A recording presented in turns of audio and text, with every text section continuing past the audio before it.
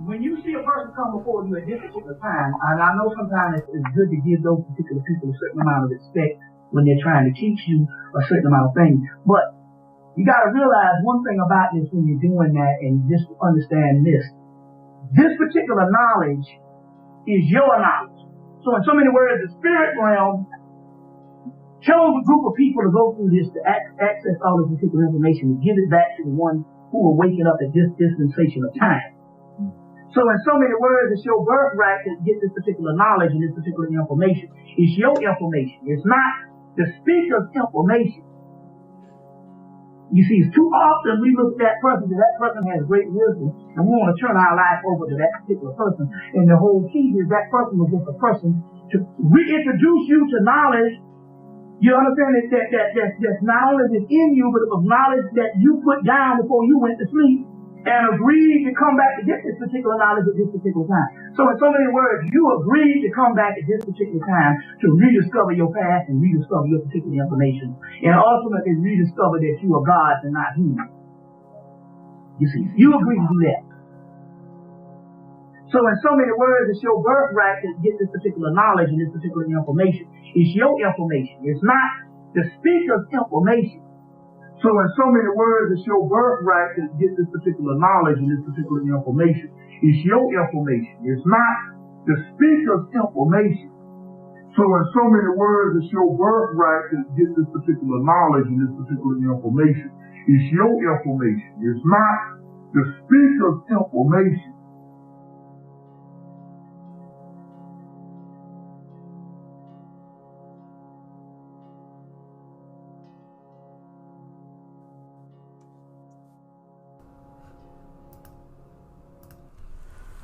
Peace to the squad. Chaos in the blood. Man. Peace. Hey, happy Father's Day to the fellas, man. To the BroGods out there, man. You know what it is. It's divine, masculine energy. It go down. Yeah, man. Listen. Sunday service is on a roll. We got my BroGod, Michael Bell, with us today. Oh boy. What up? It's always a treat to be on here. Man, listen, Mike, you know, every Father's Day, I don't give a fuck who it is.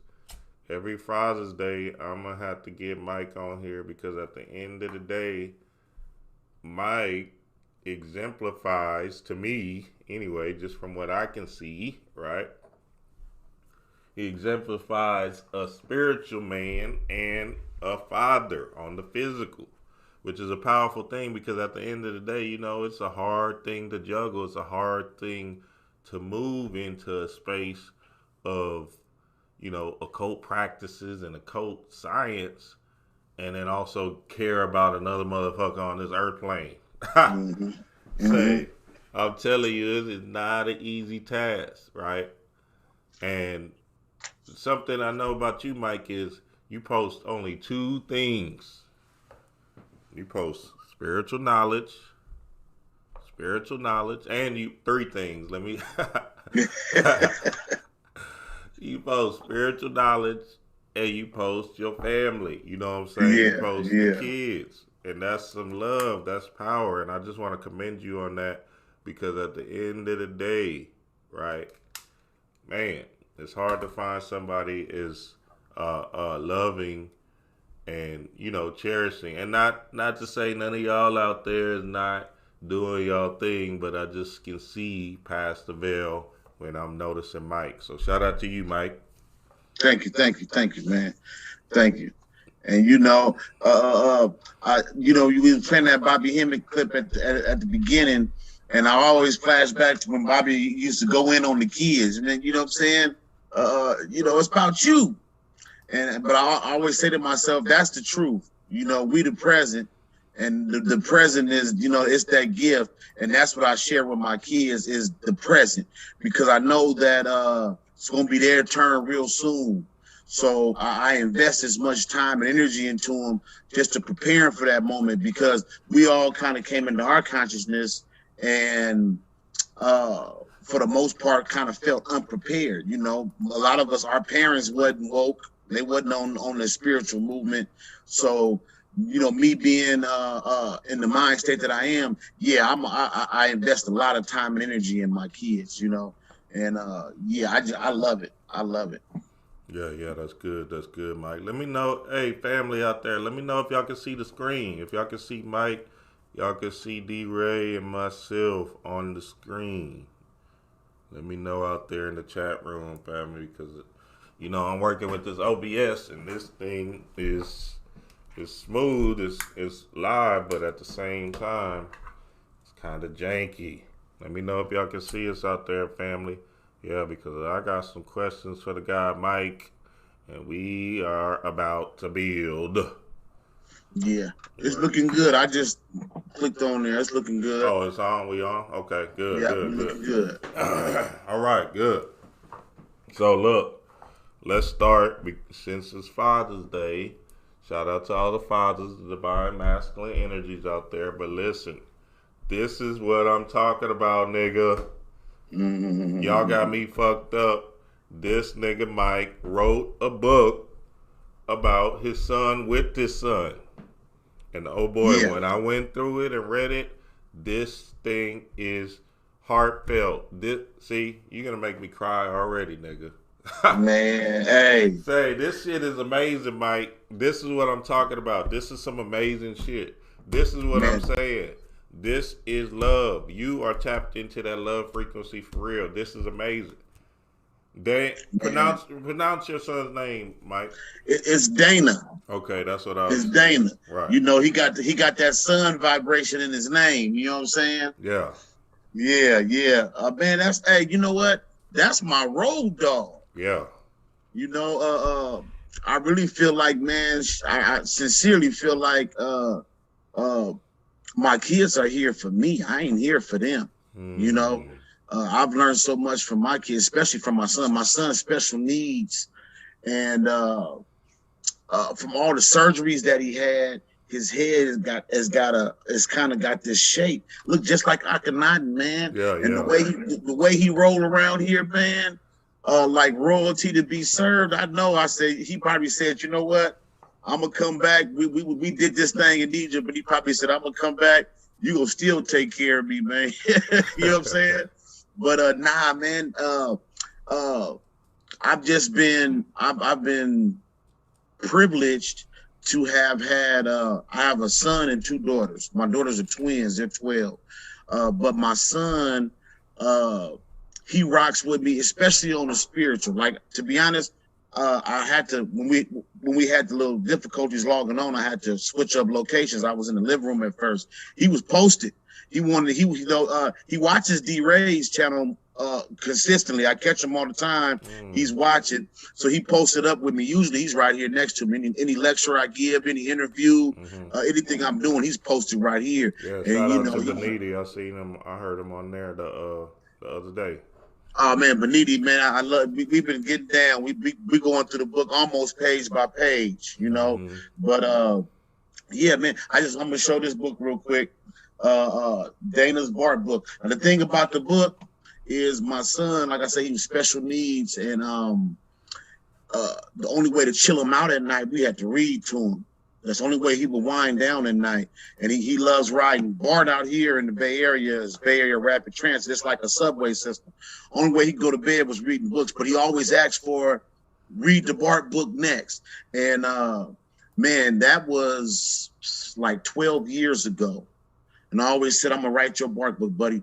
You know, this lockdown gave us opportunity to write it. But man, when you say heartfelt, literally, I was a transcriber for the book. He told me what to write, and, you know, I might have straightened the words up a little bit.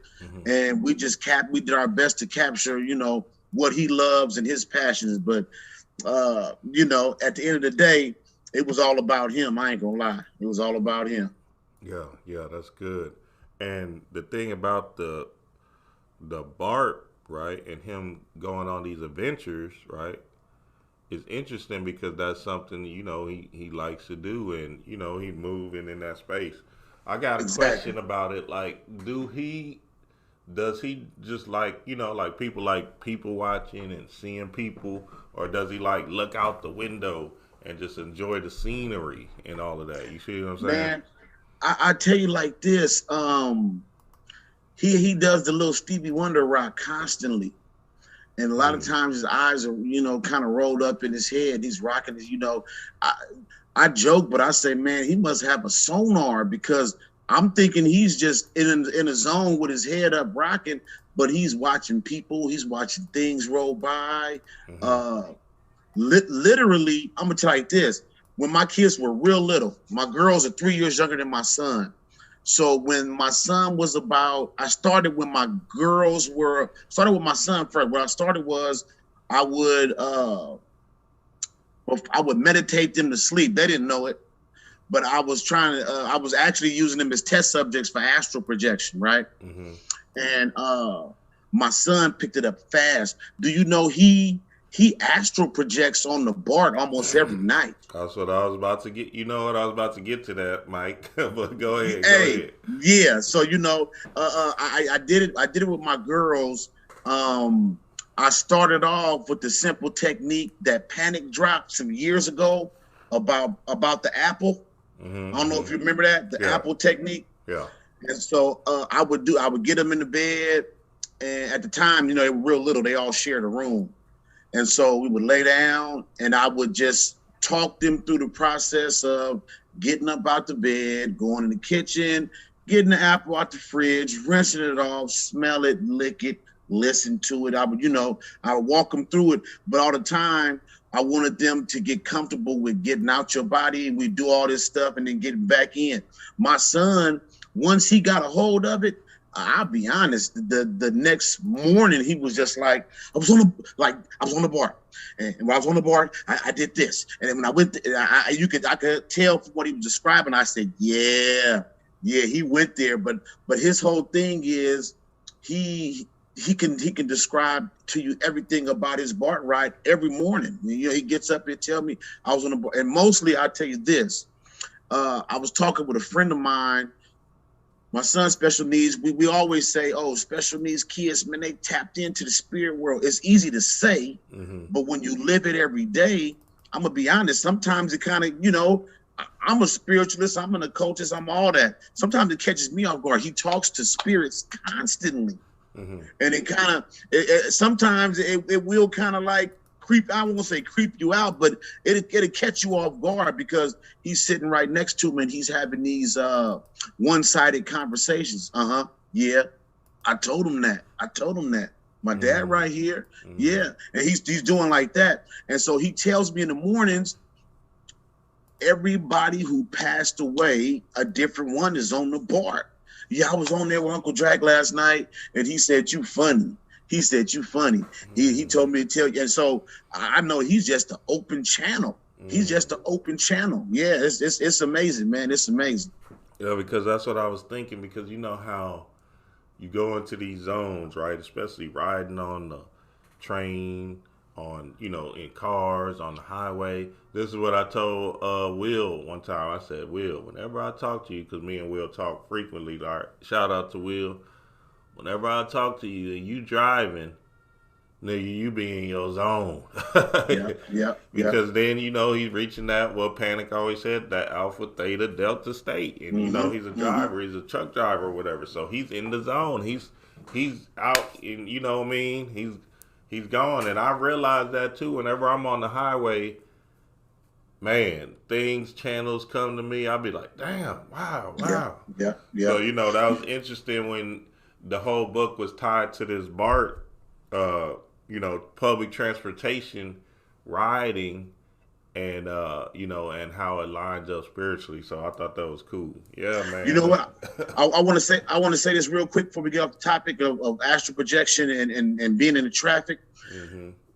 From me constantly getting on public transportation with my son, I had reached a point where I started to practice and work on my astral projection, getting on these buses and BARTs. And for a second, I kind of got worried because I was going in, but I'm on public transportation with my kids. You know what I'm saying? And it got to the point that, you know, like you were saying about those different states, when you driving, astral projection and all that, once you kind of set that intent and program yourself, man, you'll slip in a heartbeat.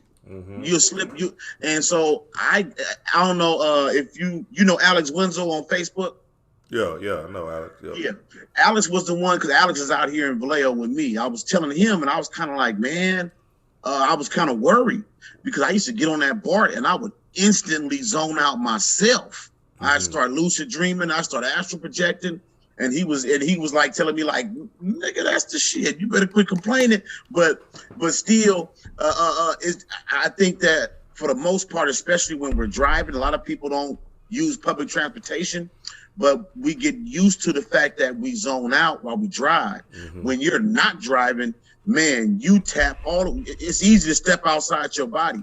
And a lot of times, you know, like I say, public transportation ain't the safest place to be doing it, but man, still, I do operate under the idea that, man, I'm truly blessed and highly favored, man, and I don't mean it on no super religious tip. Whatever I do is what I'm doing. So, but it's just for those listening. I know we haven't gotten to the deep magical aspect yet, but a lot of people work on astral projection.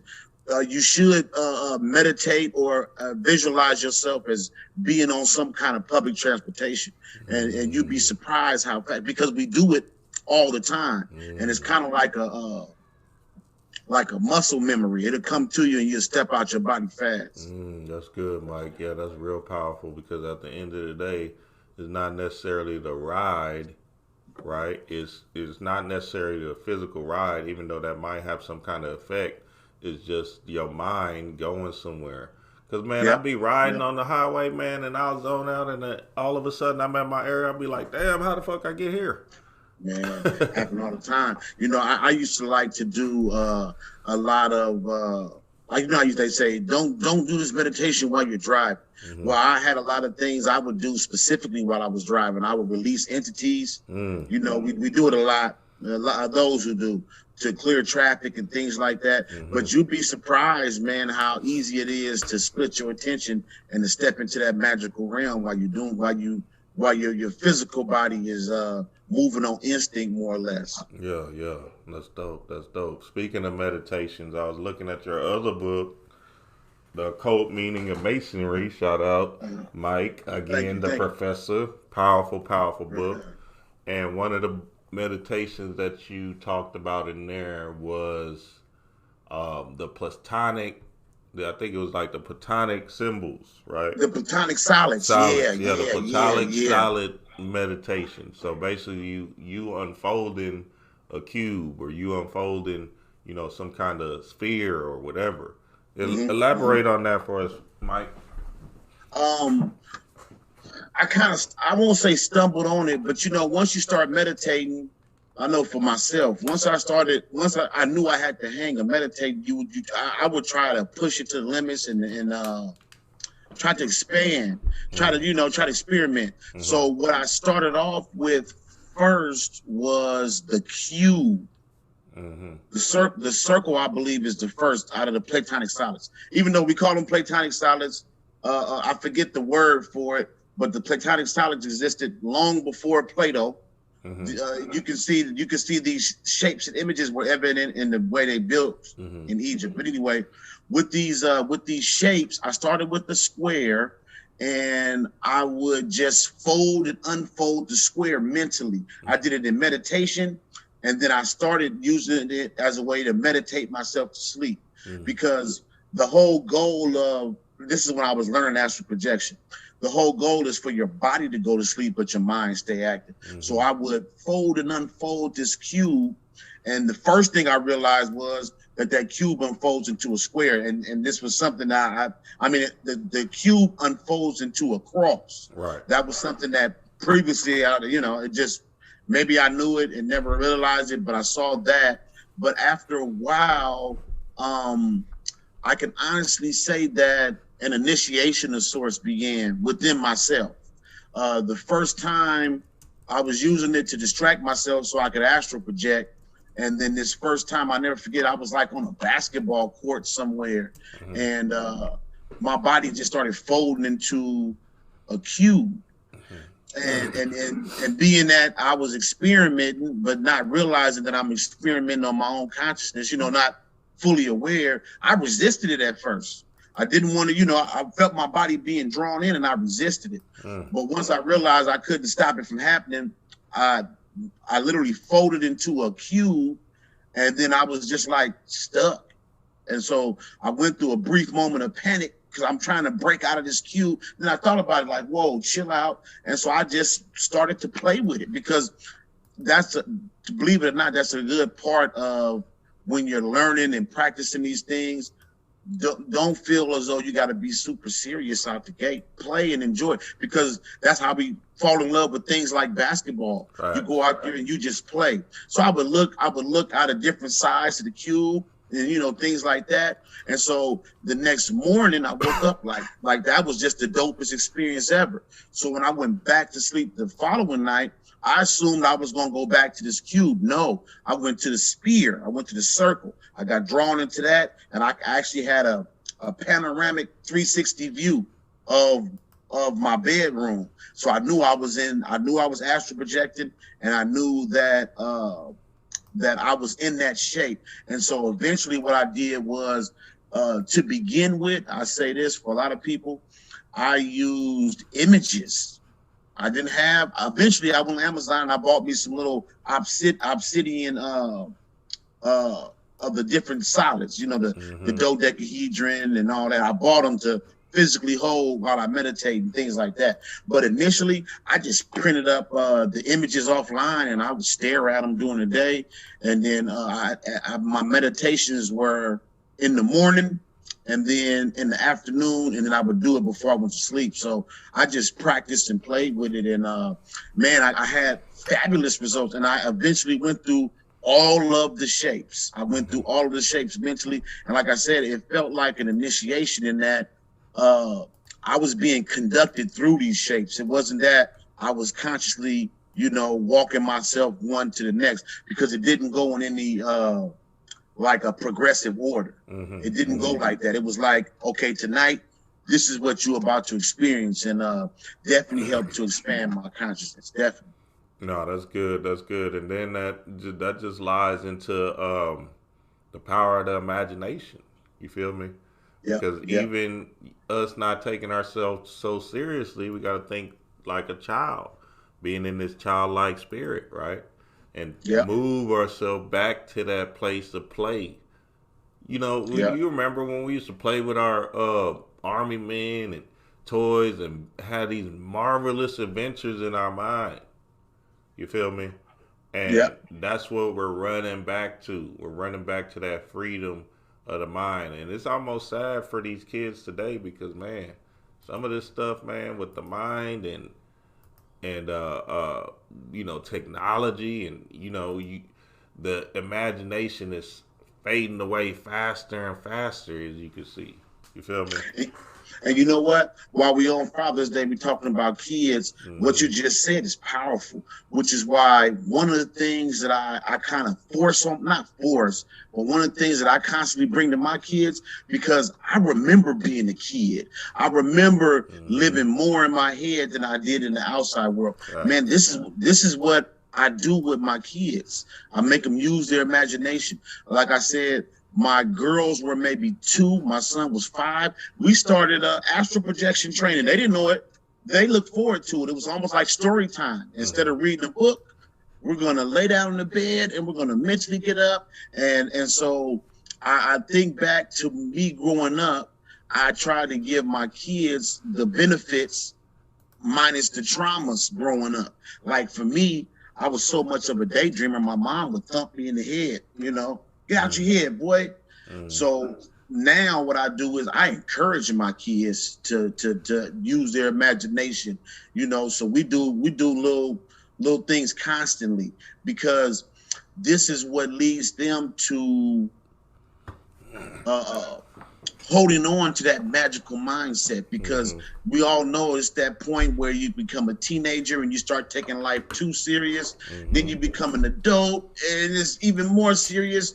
And then you got to work hard to get back to that playful, magical mindset. So I definitely, for the parents out there, I'm silly. My kids tell me all the time, you more of a kid than us. And I tell them, who said who said that being a grown up mean you gotta just be super serious?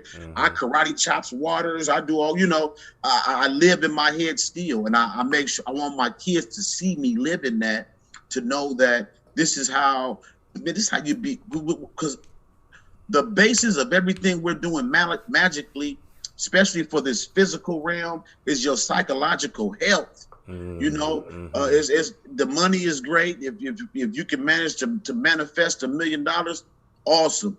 But it ain't worth a thing if mentally you're just a wreck. So that's the one thing I want to pass on to my kids is the means to use this mental alchemy to change their psychology. Because if you change your mind, you change your stars and you change your reality.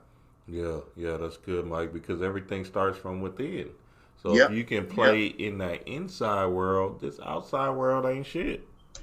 It'll bend to your every will. Exactly. So then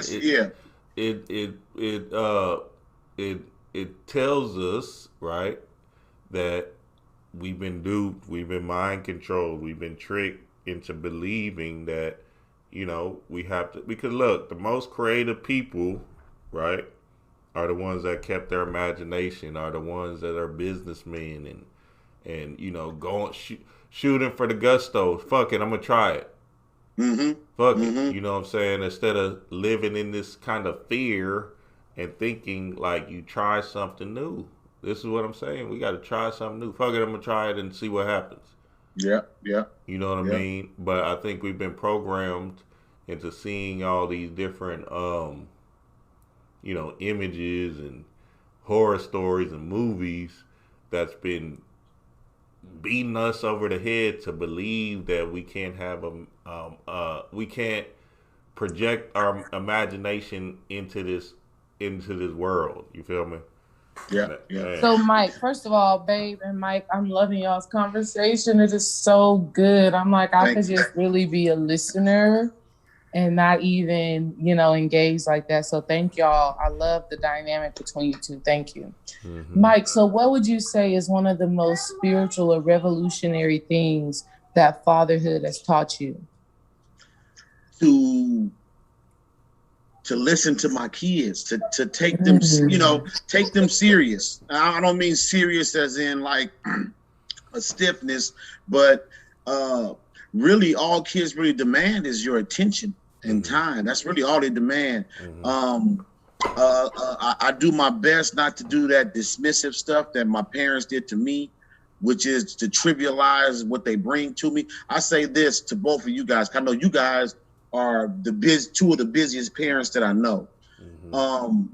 I started a publishing company. I'm writing books. I'm reading books. I'm trying to do all these things at the same time. And my kids are demanding my attention. So one of the best things that I've learned to do is I used to get kind of irritated. Like, don't you see daddy reading this book? Don't you see daddy on the computer? Right. Well, now I accept the mindset that they are not in my way. What I'm doing is in their way. If it means I gotta miss a little sleep on the back end or something I might have to get up a little earlier, then so be it. So what I try to do now is all of these other things, whether it's writing a book, researching, even meditating, I don't put it like I gotta be spiritual right now. Go in your room till I finish. I'm doing it. No. What's up? Let's talk about it. Yeah. What? For real? Get out of here. I'm gonna give them my time. So I try to make a space to where the things that are important to me, I don't put it as my kids are getting in the way of me doing that. Even when, like, I'll be honest, out here, California is still jacked up on this COVID. Everything is still mass, limited occupancy. I look at other states, Texas, Florida, they're doing it big. Yeah, we're wide open. Wide open. California is still super restricted. Now, my son, like I say, he's special needs. He loves water. We went online, swimming pool open. He was so geeked up yesterday before we left, man. He was in tears. And I'm just like, dude, we getting ready to roll. Chill. We get there, it's all kind of restrictions. We couldn't even get in. Man, I ain't gonna lie. I looked at my son, my bottom lip was trembling. I'm like, he was telling me, don't cry, Dad. Don't cry. But yeah, so for me, I try to, the best thing I can say is I don't trivialize their feelings. We laugh and joke about a lot, but I don't trivialize their feelings. But the best thing I do is I listen. I really do. And I try not to give them that half an ear where they tell you something and you just be like, word, and then go back to what you're doing. Right. Always, because that's important too, because that's just, see, what we don't know, we're quick to call the Illuminati, Freemasons, whatever you want to, we say they program us. No, our first programmers are our parents. And a good way to program your kids is that nobody's listening to you. Nobody's paying attention. You're a kid, you ain't talking about nothing. And that's a form of programming, so that when they go out into the world, that might be an anchor in the back of their mind. And man, nobody's really listening. Nobody's listening anyway. Right. So the best thing that I consistently do is I just listen. And my son, sometimes he's a broken record. We sit up and we talk about the same stuff over and over. What's your favorite color, Dad? What color is the heart chakra, Dad? I'd be like, boy, get up out of here, man. You know what I'm saying? Well, you tell me what color the heart chakra, But I still try to make sure that listening to him, B-Ray, is one of the most important things that I can do for him as a father. Yeah. Especially my girls. I'm not gonna lie. Yeah.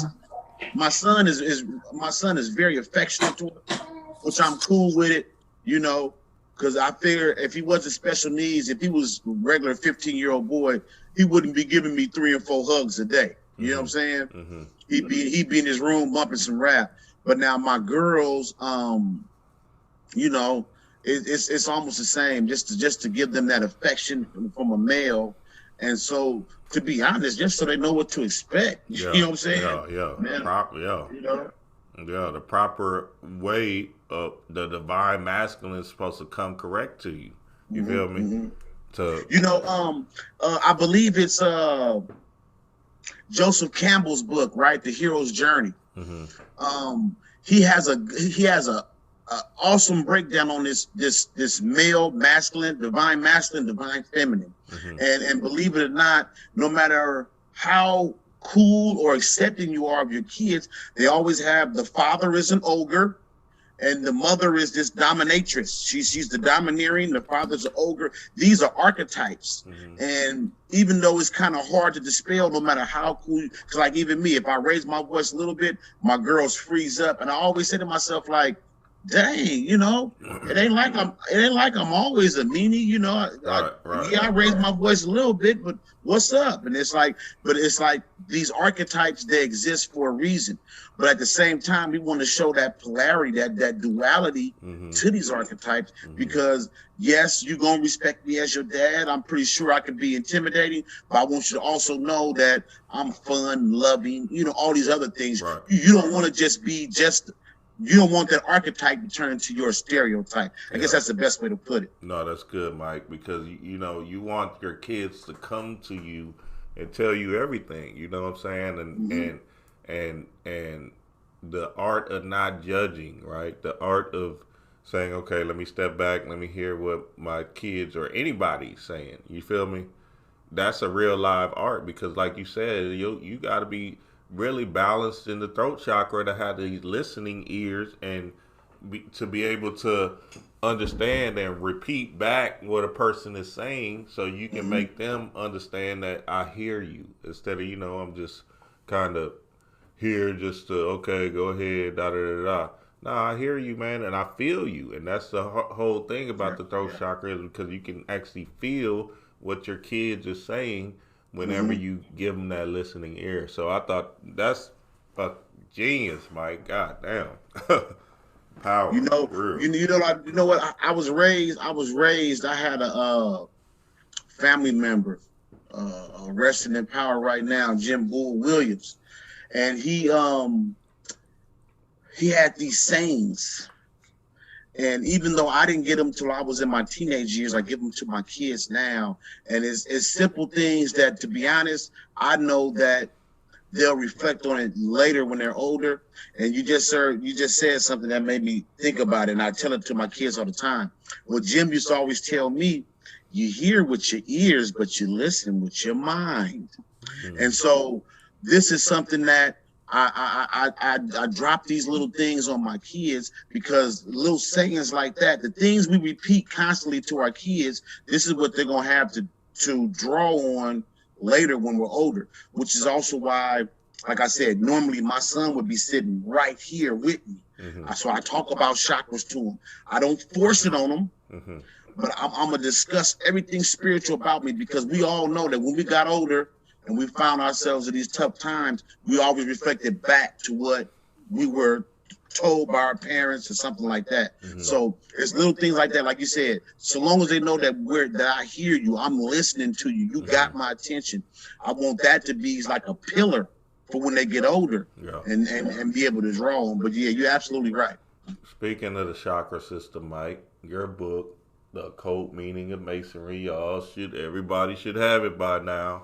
Should have it. If you don't, I don't know what's going on with you. Get you a copy.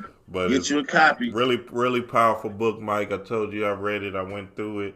I like your writing style, and I can read from a nigga.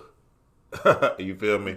So that's a good thing about it. But let's tap into the chakras, the 7 chakras. There was one part in the book you was talking about 7 chakras, the 7 days of the week, and then the 7 planetary alignments with it. Elaborate on that kind of notion and how this 7 lines up with the days of the week, and how we can actually utilize them days of the week accordingly. But first, let me ask you this, because it's weird. There's 8 planets, right? Then 3 of them are not associated with, you feel me, the days of the week, because the moon and the sun is there. So then, line all that up. And as Uranus, Neptune, and Pluto, where do they fit in? Well, see, that's okay. First, let's deal with it in 2 parts. I'm gonna deal with first the 7s, and when we talk about the chakras, the 7 days of the week. There's actually 7 veils to the veil of Isis. These are correspondences that serve to remind us in our daily life how we can do that work for ourselves. I tell you something, a lot of people don't realize. Do you know that all around the world, Tuesday is going to be dedicated to the god of Mars? I don't care if you're in Africa, China, their day for Tuesday is going to be their cultural deity for Mars. The same thing for Wednesday. Wednesday's going to always be Mercury. Monday's going to always be Moon Day. It's going to be a lunar god or a lunar goddess. This is a universal correspondence. So what I wanted to show with my book, I did it through the lens of Masonry. And a lot of people say, I've gotten a lot of feedback about Freemasons. No, I'm talking Masonry. I'm talking the same thing C. Freeman used to break down. The thing that you got to understand is that these things are like, they're encoded into our DNA. So the chakra system, the number 7, when you spoke on the 3 planets that exist essentially outside of our everyday understanding, that's Kabbalah.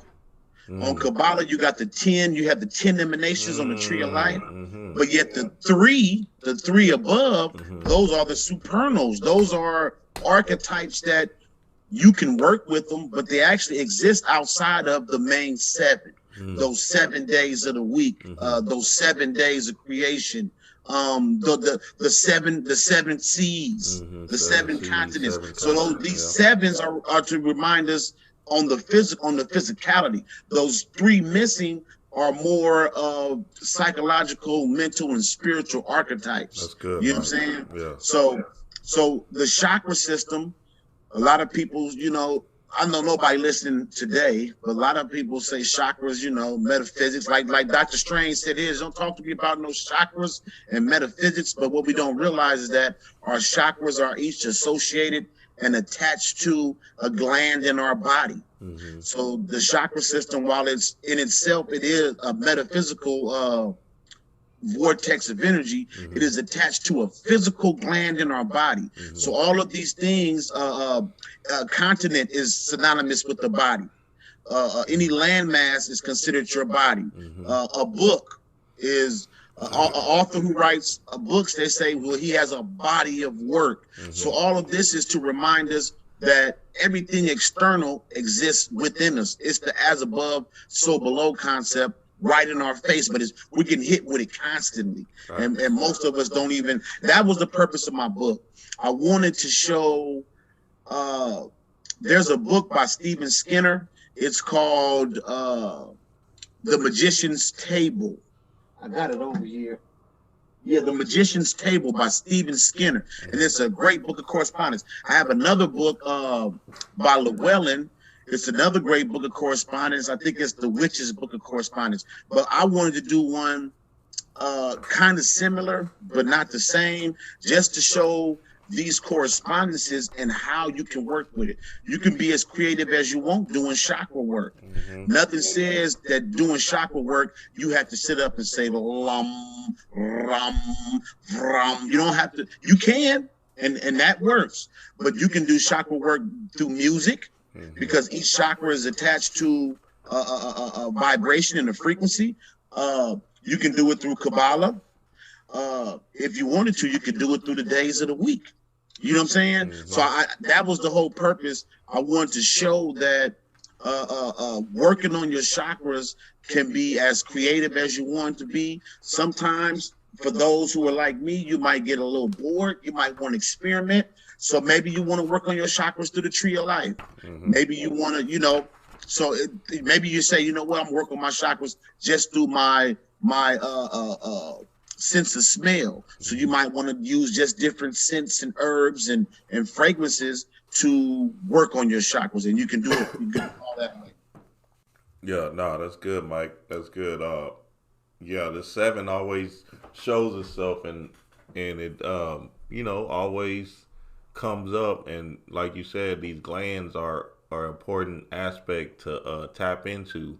I remember when I was working on my chakras heavy, I would do them chakra tonics and really get into my bag with the affirmations and taking my chakra tonics 3 times a day, and, you know, really speaking, and then also having some kind of physical alignment with it so it can, you know, purify that particular gland when I'm drinking the elixir. And then, you know, so much stuff, candles, man, say that's crazy. Yeah, that's live. But that's how it be, man, because when you work and when you're doing the work, and then now that brings me to this, because even just the masculine energy, right? We're talking about a warrior. We're talking about somebody going out and actually doing something, actually moving, right, to bring back, you know, the bacon or whatever they say for the female so she can make it the wisdom. So tap into this divine masculine energy and just going out and trying different things, going out and seeking different things on a spiritual level. I mean, I think that it's a good part. It's a good way to keep your mentality, your consciousness flexible. You know, you used the example of going out to get the bacon, and, you know, being that hunter-gatherer, right? Well, if you think about it, because actually I'm working on a book about altars, right? And it's about having a mobile altar. And what people don't realize is that originally, before we had the fixed altars at cathedrals and places like that, originally, when the men went out hunting, they took the god, or they took, it was always a goddess back then. They took their goddess with them. So when they went on the hunt, let's say they had to travel 7 days this way and 7 days back, they took their goddess with them. That means they had to be flexible in how they thought, because you're, number one, you're following the game. Now we kind of have this fixed idea, even in this, I call it the subconscious community. We have these ideas that everything has to be fixed. It's like going to church, when in actuality we know that our body's the temple. Church is wherever we at, you know? So I think that a good part is being flexible mentally. And so while you out doing your hunter-gatherer thing, whatever it may be, you have to be flexible in how you approach these things and even how you bring it back, because the God in you was always, that's the point of the book I'm writing on altars, is that your altar don't just sit at home. It's with you mentally. You can take it places. I came up with the concept because actually at my job, I set up an altar. And then eventually I had an altar in my backpack, so wherever I went, I set it up. But this actually gave me a very flexible mindset. I didn't feel that I had to be in this place to get into that space. I knew that I could get down wherever I get mad at. You know, that's a good response. Yeah, no, that's good, Mike, because in Phil Cooper's book, Alakazam, he basically says, you know, this whole thing just, obviously we knew the altar and, you know, all these physical items was just a representation of what's inside of our mind, because, you know, we're so human physically in nature that we had, you know, we needed to start somewhere. But once you get into Alakazam and really understanding that you can actually cultivate the magic or the rituals in your mind, then that's where the power lies. Because at the end of the day, divine masculine is just you actually stepping into your power and actually doing the work, or going out and saying, all right, you know what, let me take some time to myself, right, and put in this work for myself. That's in a female and female or male, it don't matter. You know, you both got energies inside of it, but you got to actually move, you feel me, to do the work. You got to have this kind of warrior spirit about it. You have to be in love with, you know, the hunt, you feel me, just like we love to reach that female. Well, yeah, we got to go out and get this work done. We got to go out and move into that space of saying, all right, fuck it, I'm gonna just try this astral traveling shit just cause. No, I agree with you. And then too, we think of masculine and feminine, and you can go back to the Kabbalion. A lot of people confuse masculine and feminine with strictly being gender based. You know, we got these opposite polarities within us, each of us, and a lot of times we forget that the masculine really is to build, and it's the, did I say, well, let me say, well, okay, I'll put it this way. A lot of people get tripped up when you hear that the feminine is negative and the masculine is positive. So a lot of people assume that negative feminine might be like arguments or something like, no. Negative is actually in the sense of construction and deconstruction. Man. You know what I'm saying? And so this is a mental process that we each can go. I was just talking with Beniti when he had me on the other night, and this is where brainchilds and where you can be pregnant with ideas within yourself, male or female, because these two opposites, they actually, for lack of a better word, they fecundate. I can't think of the word. I'm trying to think of the word, but it's like you have this brainchild. It's because those two opposites, they actually met and gave birth to an idea to spur you into some sort of action, because that's what the masculine ends up being, is some sort of action. Whereas the masculine is like the giver, which is phallic, and then the feminine is the receiver, which is you know, the vagina. So we have these archetypes within us, but as fathers, as actually males, we can possibly embody both. But as to do that active part, that doing, that goer, that constructive part, that's something that we have to just, to be honest, we got to experiment with. You got to push yourself, because sometimes, yeah, it's easy to find yourself in a rut, even spiritually. You can find yourself just doing what you always do and not putting any emotion or thought behind it. And a huge part of what we do, the reason why I experiment so much, is to get out of that blase zone.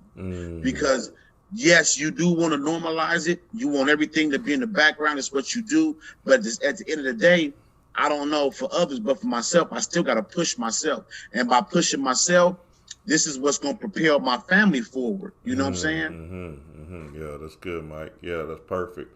And it's funny that you said deconstruction, construction, because I just made a video about that on the Patreon.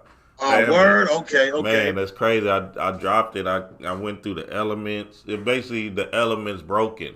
Family, y'all need to go see that on the Patreon. Family is there now. Go check it out. But man, yeah, that's what it is because you would think that being destructive or constructive is a bad thing, but it's all the same thing, right? That's what I was just explaining in the elements video with our broken because I was like, look, fire is going to burn down your house, but then fire can also keep you warm. So now we got to start to understand this from a metaphysical level and start to understand the devil and Jesus or whatever is on your shoulder. It's the same thing. You're going to be battling yourself over and over again. It's just, are you putting out, right? Or are you going to face the challenge? Let me say that. Because we're always constantly battling something in our mind. You feel me? And we're constantly in this place of just understanding. It's a never-ending story. There's always levels to this journey. You feel me? So it's just about you facing up divine masculine to the challenge. You feel me? And really getting into your bag, into your spirit, into your zone so you can tap in to your power, which is the one, which is the middle point, which is man. Yeah. Now, you know what, too? I say this real quick. I mentioned the Joseph Campbell book, The Hero's Journey. And it's amazing to me because we're all on our own hero's journey. And what you'll find out, I'm intrigued with stories. I love mythology. And I grew up with love and mythology, but it was people like Panic and Bobby Hemmett that helped me to extract the truth out of mythology. And we find that now today, movies are just mythology, which is why we decode movies. We decode mythology, and that way we decode our dreams. But what I wanted to say real quick was the hero's journey and how it applies to you. We're all on our own journey. It's funny to me because the big Juneteenth thing going on right now. Well, years ago, I'm going to say 12, 13 years ago, maybe even a little longer, I was that family member that on Juneteenth, on Christmas, I'm breaking that thing down. I'm telling you how it ain't this, how it ain't that, because that's where I was on my hero's journey. Where I'm at now, where I know that I'm living this, I have a magical mindset that's on fleek, basically. You know what I'm saying? Yep. I'm not concerned about destroying anybody archetypes. Before you want to invite me over for Christmas, man, I got to break this down to you. You know about this Saturnalia, about Bacchanalia. You know this is really Saturn worship and Shabbat. And, I was doing all of that. Well, now I have family members they're just getting to that point. And so they look at me and they want me to be that Mike, but we're all on our own hero's journey. We're all going through the cycle because the thing about it is when we're doing this mental alchemy, the thing about the hero's journey is you start off here, you're essentially going clockwise, you go around this arc, you return back to where you were. Where you were is still the same. You're different. And this applies to your mindset and alchemy and while we do this work. The thing is, everything around us is still the same. The hero's journey, what went on internally within us, we changed. And you see this whenever you watch any movie. You look at, let's say, Will Smith, Independence Day. The movie started off, he was this, he was doing his best to be a good father, had stepson, but he was kind of carefree. He made a hero's journey. He had changed. Things around him, changed went about. I don't think that was a good movie to use because in Independence Day, the world changed. But still, I don't know if you get the point I'm making. Is that we're gonna go through these cycles, but they're gonna be internal, and it's all about changing your mind. And I just bring it up because a lot of these processes, they are internal, but we don't realize that we went on a journey, not everybody else. And I forget why I went on that tangent. No, but what's so good about that, Mike, because even in all these movies and TV shows that we see, right, there's a physical acknowledgement of the show or what's happening, the action and all of that stuff, right, that's going on. But then there's an internal battle. There's a, subconscious thing that's being played in the background that really what we want to pick up on when we are looking at these movies. And yeah, it's amazing, man. It's amazing. I just seen, I mean, that Loki. What you think about that Loki, Mike? Oh man, I think it's two episodes only. I think it's only, is it two? Yeah. 20 seconds. Man, I love it. I'll be honest. What I like the most about it is, especially episode 1. I haven't seen 2 yet. I started. I fell off. I fell asleep on it in the beginning. But in episode 1, Loki found out that there was a higher realm. You know, nothing, because as far as he knew, ain't nothing more powerful than magic. Right. You know, I'm a god. Yeah. And watching that first episode, it reminded me of like Bobby Hemming and C. Freeman Nail when they said that, you know, where we at now, this is elementary. This is preschool. It's higher realms. And even Loki, he didn't realize it. Tesseract ain't shit where you at now. You done found yourself in a higher realm. You might have mastered that other realm, but you find yourself here where you actually got to do some more work. Yeah, right. You know? Right. Yeah. Yeah, so that's Power, though. That's going to be a good series to watch. Y'all make sure y'all go watch that, family, because it... I'll say this. While we're talking about movies, have you saw that Awake yet on Netflix? Did I say? Yeah, I seen Awake. Yeah, I decoded it. I briefly decoded it, but yeah. See, I got to catch it because I got the message I got, and I thought it was appropriate, you know, when because you realize that it was baptism.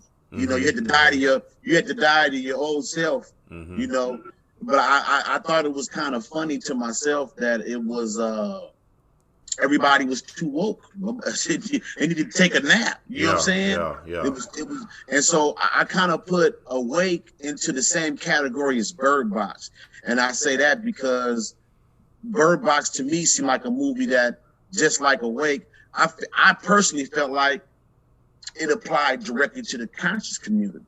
You know. Well, you know, it's kind of like the whole world, right? We got these ideas, like we call it conscious community, Christians, Baptist, Buddhists, whoever, the woke people, you know, black power people and all of this other stuff, right? Asian rights people and all of this stuff is just perpetuating the idea that you believe in or whatever, right? But the whole concept of Awake is like, yeah, y'all are scrambling our minds over, you know, this kind of ideology, this human stuff. But then at the end of the day, you know, you're not doing anything to go within, right? To get back alive, to be alive. You know, you just look at Jim Carrey. He's a perfect example. You know, he was in the world, but now he's not in the world, you know what I'm saying? He's conscious. He's alive again. He's like, man, I'm about to travel. I'm about to just see the world. I'm about to, you know, live my life, you know, instead of chasing some kind of idea or image that you have to fight against. You see what I'm saying? Like, I don't have to fight consciousness. I am conscious. You feel me? And that's it. So you know what I'm saying, Mike? It gets so deep. It's so crazy because it's like once we throw all this bullshit away, at the end of the day, it's about being alive or awoke. No, it is, and actually finding that balance because you don't want to be too woke. You see, the different stages of being too woke is hallucinations, hysteria, you know, and things like that. So I say this to you, Dreamwise. I'm actually real close to finishing another book. It's not many pages, maybe about 70 pages, but it's about the metaphysics of Star Trek. I watch a lot of Star Trek, right?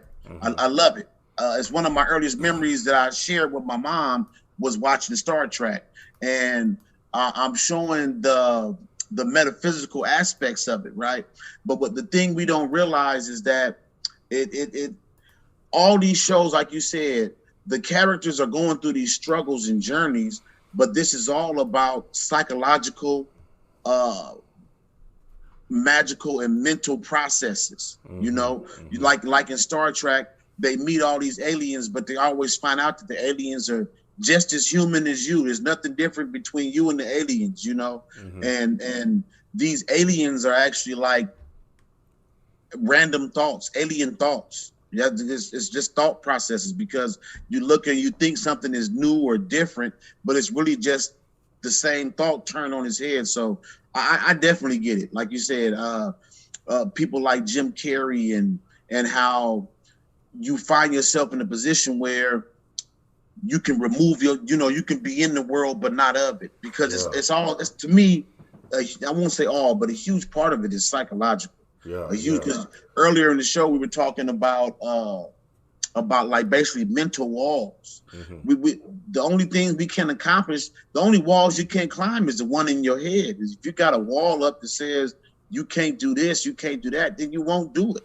That's just it. That's it, and that's all. Yeah. The enemy is within. The enemy is within. The enemy is within. And until we understand that holistically, you know, people are still going to be fighting the power and, you know, all this other stuff, which is cool. There's a place for that, because, you know, at the end of the day, you don't want to be getting suckered into some bullshit.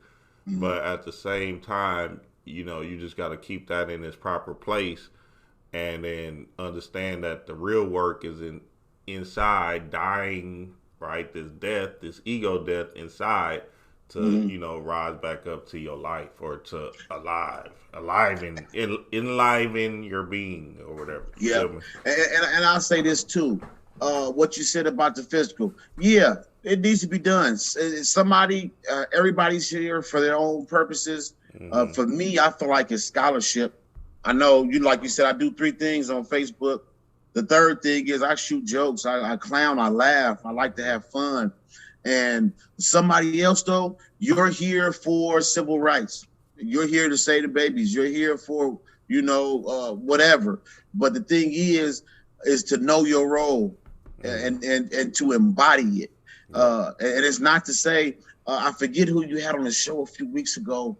I was listening. I can't think who it is, but they dropped something powerful that I try to tell people, because they always say somebody's a clone, this or that. But the thing is, we all live several different lifetimes during this time we're on Earth. You'll be several different people, whether it's son, father, uncle, grandfather. Those are the major defining roles. So a lot of times we come here, we are here, and there are things that we need to get done. If your thing is civil rights, laws, and I'm not saying that's not important. I did an interview. It was a Morris brother. He interviewed me a few weeks ago, and we kind of clashed on the interview. Because he wanted me to answer for the crimes of Freemasonry, and he wanted me to state, you know, why I didn't have faith in why I haven't declared my nationality and color of law, Black's law. And I had to tell him, like, you know, man, I told him literally, man, I'm a gynecologist and you talking to me about dentistry. That's not what I'm here for. That's not what I'm here for. Some things are important. Just because I'm not doing it, that doesn't mean it's any less important. And I'm just piggybacking off what you said. Some of these things in the physical are important. And there are people here that will push that forward. Just like I feel as though I'm here to push consciousness forward. I think I'm here to help usher in this age of Aquarius, but we all got work to do. And it's about knowing thyself and then throwing yourself into it. And it shouldn't matter who's doing what if you're doing your work. Yeah. Power, Mike. Power. That's good. Man, y'all. Hey, look. Father's Day. Babe, you got any more questions for Mike? He's been dropping.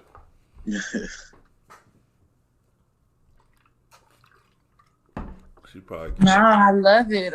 I'm like literally a spectator and a listener to y'all's dynamic. I just find it so Mike, fascinating and just so amazing. But you know what, Mike? I guess I will ask you this before we go. Just because you just said you went on somebody's show, y'all had an interview and y'all kind of clashed. How did you stay out of your ego in that? Because you know what I did? I resisted the petty. because the petty in me wanted to come out, right? And so I just, because to be honest, young, this brother, he's doing his thing. He invited me on, even though in the end it kind of revealed that he called himself fighting the Illuminati through me, and I'm like, you got the wrong one. You should have picked somebody else, because if anybody that knows me, that's not what I rep. I got masonry in the title of a book, but that's not what I push as an ideology. But how I kept out of it, I resisted the urge. I followed my internal clock, my internal compass, and even though I felt a couple moments where I almost like. I almost gave it, but I said, you know what? Water finds its own level, and I'm not stooping down to yours. And I stayed on there for almost 2 hours, and we just kept getting to that point where I'm like, big dog, you got to ask me a better question. I don't have no answer for that. You want to, so what I did was, I just didn't allow anything external influence me internally.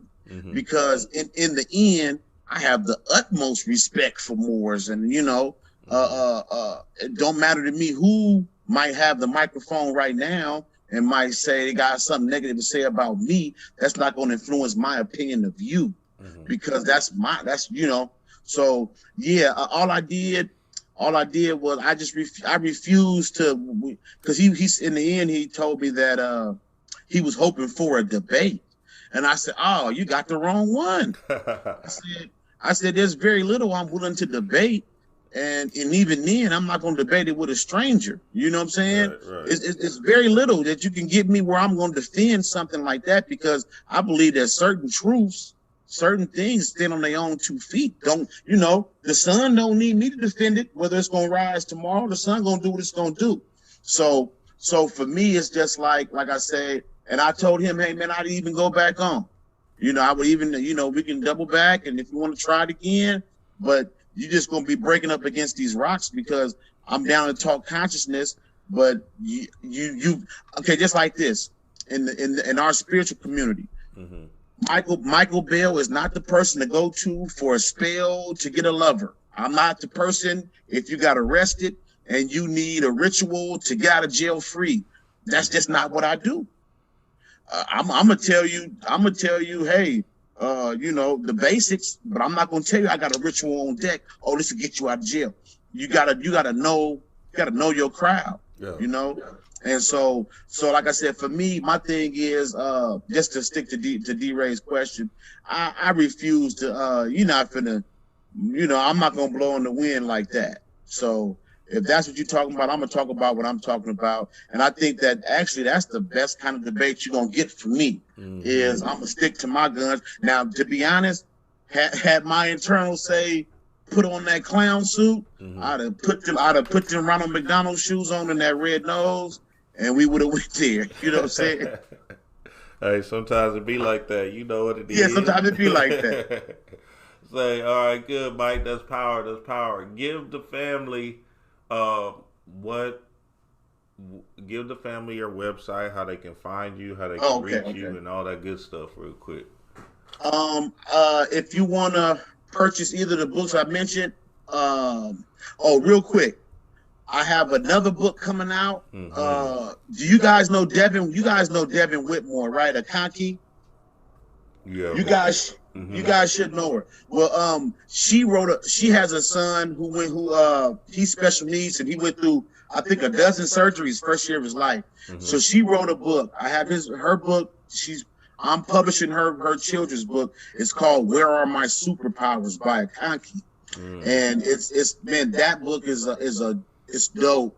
It's just I don't even know the words just to put it. Just, it's a child who looks up and he looks at all his family members and he realizes that my dad is super strong, my mom is omnipotent, she can read minds, my brother can jump high, and he's wondering where is his superpowers. And in the end, the child has a revelation that, hey, you know what, I got every power that my family has. So it's a dope story, and coming from somebody in our community who is on the spiritual path.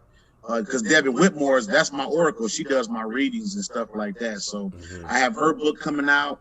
Also, the 2 books we mentioned earlier, The Occult, Meaning the Masonry, Its Symbols, and the Chakra System by the Professor, and Dana's Bar book. You can find all of these books on Pillar Publishing. The website is pillarbookpublishing.com. You can catch me on Instagram under the same name, Pillar Publishing, or my personal page, I Am Who I Think I Am.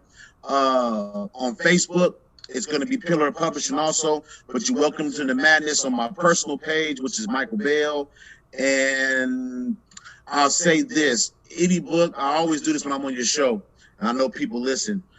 Any book I mention, if I mention the book, if you're interested, hit me up. I'm going to drop my email, michaelkbell@yahoo.com. Usually I have a lot of the PDFs to the books. So if I mention the book while we were talking, I know for a fact I mentioned The Hero's Journey, Joseph Campbell, Magician's Tables, even the Witch's Book of Correspondences. I have most of these in PDF. Anybody, if you're interested, email me, hit me up on Facebook, messenger me, and I'll hook you up with those PDF so you can get your study up. Yes, yes. And look, Michael Bell, all his links will be in the description. All his links will be in the description. So y'all make sure y'all go there to get this, to get both of the books. Dana's book, but also, and also the Occult, Meaning of Masonry. This is just a fabulous, powerful book, man. I'm talking about everything you would need to know. It kind of reminds me of Panic's book. And, you know, you don't get too many jewels like that from the family. And when I tell you, when Mike says, nah, those ain't for sale no more, and then 10, 20 years, we looking for it, I'm going to have me 2 copies, nigga. And one of them, hey, I'm telling y'all, all right, y'all better quit playing. Y'all better do that with Panic's book, too, because at the end of the day, listen, you have to get these classic work of art, because when they're done, they're done. Nobody ain't gonna PDF Mike's book. Well, they might. Nobody ain't gonna PDF Panic's book. And definitely you know, they might. Definitely not Panic's book, that's for sure. I tell you, they not gonna. I want to see it happen. Niggas ain't PDF Ancient Future. Y'all better not. No. You see what I'm saying? So, hey, it is what it is. You know what I mean? Even Phil was telling me, he was like, man, these people just selling like bootlegs of my book, so I got to start selling my own book again. And I was like, damn, Phil, you might just send them hoes to me. So, you know, he kind of felt the type of way when he started seeing these fake things come up. I don't know what he can actually legally do. I mean, there's something he can do about it, but he just... He just ain't in that space to do anything, you know what I'm saying? He's like, oh, well, you know, but he just felt the type of way, damn, I ain't even making money off my own book. So, you know, it was kind of crazy. But, yeah, man. And I got to get the Alakazam from you, I believe. I don't think I got that Alakazam from you. Yeah. You still got some copies of that? Man, I got some copies. You know, I'll be trying to hold things in 3s. I got to get back with Phil and grab a lot more. I got 3 of those. Okay. I got 3 of these damn magicians. I wanted to say to you too, I got the sweater for my wife. I got a couple of them sweaters off your site, man. They dope. What sweater, Mike? I don't sell no sweaters. You got some sweaters you selling on your site? Nah, man, I got a new site. No, he probably talking about on the YouTube page. On the YouTube. Oh, yeah. Man, you know what's so crazy about that, Mike? I was just playing around one day, and I just made that thing. I think, what is it, Teespring. I just started making it. I said, man, let me make this. Yeah, I sure did. I copied one of them joints. But my wife, I was in the process of buying it, and my wife was on me like, you always buying yourself T-shirts and stuff. I said, well, you know what? This one for you then. What color you want? Yeah, I gotta see. You know what's so interesting? I just played around. I never promoted that stuff or anything. It's just something about Teespring or something. They said, hey, you can do this, so I just made it. But when I really make some shirts, Mike, like some God shirts and stuff that we can fuck with, oh boy, you know what I'm saying? I tell you, I logged in to Sunday service and it popped up, and I said, "Oh man, I'm gonna copy me one." I sure did. Yeah, that's dope. It's dope though. It is. It does. Yeah, Shit. yeah. Hey, look, the design is dope. I don't know. I was in a channel. I was in a zone or something. And I just put it together and said, "Fuck it." You know, I really need to take that shit down. And it's a good quality though too though. It's just it's a good quality. Yeah, listen, family, listen. The advanced mental alchemy hack class is 7-Eleven. It's 7-Eleven. If you're a Patreon, you're getting it for free. So y'all need to make sure y'all become a Patreon, or you're gonna have to pay for that class, baby. Because hey, me and D-Ray are going in for 2 hours on every. Just like Mike was giving out all these techniques and stuff. Oh boy, guess what's gonna happen? Technique overload. Things that you can do on a normal basis, overload. This class is going to be off the chain. I'm so excited about it. We've been working hard on it. Y'all get ready. 7-Eleven, it go down. Patreon family. But look, I'm gonna quit playing. I'm getting on y'all Patreon. I'm gonna log off. I'm finna tap in. I'm finna quit playing. I need to be a part of that. We on the Geneva app, so I'm gonna send you, once you become an $8 tier member. Listen, family, that Geneva app is gold, man. We be building. I got nothing but PDFs, Bobby Hemmett clips. We talk all the time. We building on there. We building on spiritual concept, dream the codes. Everything is on that Geneva app with the family. We going ham on that thing. It go down. Okay, it's on. Yeah, it's like 24/7 clockwork. Hood is on there. Will Caprew. Okay, I'm late to the party. That's where everybody at. Masterly's on there. Masterly be posting some, so it's funny. It's just a good, man. That's where it's at, man. I'm telling you, Mike. That's where it's at. That's how it go down. So yeah, it go down, man. In the Patreon for real. So do that. Tapping in. This today, I just did this not too long ago. The meditation supplements is on sale for Father's Day. One day only, niggas. So go get that, man, and tap in. Listen, family, everybody been giving me all these damn reviews, emailing me reviews. Put the damn review on Amazon. What the? Say, Mike, I be like, damn, put the review on Amazon, man, for the family. Shit, just do that. I went through this and I went through a space. Okay, nigga, put it on Amazon. And listen, the way that I got the supplement formula from a book a long time ago. The book is called Ashwagandha and Bacopa. Or Ashwagandha and Bacopa, something. It's a real powerful book. It's some Hindu science to it. It's magic. You feel me? So, hey, that supplement's been working wonders for people. 25% off today, niggas. Happy Father's Day just for you. Only today, though.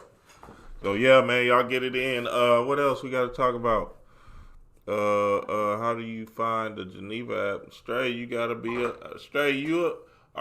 man, I've been posting, I've been saying, look, if you're an $8 tier member, you're going to see the Patreon link for the Geneva app once you go to the Patreon. And it's going to be there. Everybody in here is damn near on Elaine. Who else is in here? Everybody's in here that's damn near on the goddamn app. We got like 120 Patreons. That's an $8 tier. And only 49 people is on the damn app. I don't get it, but hey, y'all come on. Hey, can you shoot me that Patreon link when you get a chance? Yeah, I'm gonna do it. I'm gonna definitely do that because this shit is probably an old link. No, it still works. Okay.